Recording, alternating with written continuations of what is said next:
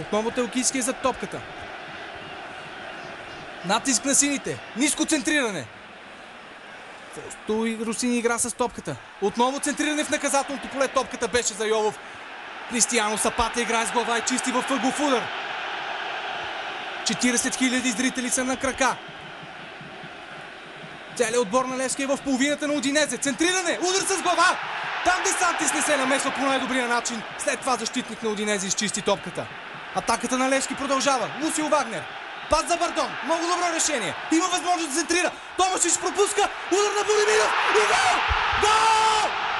Гол! Ето го гола на Даниел Боремиров. 1-1. 52 минута. Даниел Боремиров изравнява. Ето, започва обрата на Левски. Много важен гол на Боремиров. Ето този натиск в началото на второто полувреме даде резултат. Даде резултата на сините. Ето тяхното желание е възнаградено. Желанието на 36 годишния Даниел Боремиров да помогне на Левски и да сътвори нещо много голямо в турнира за купата на УЕФА. 1-1. Изключително важен гол на Боремиров в точно определен момент в началото на второто полувреме. Гол с огромна психологическа стойност. Сега вече преимуществото е на страната на сините. Преимущество в психологически план, което те са длъжни да използват.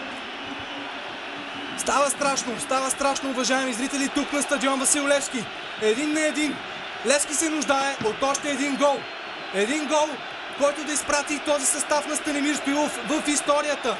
В славната история на Левски.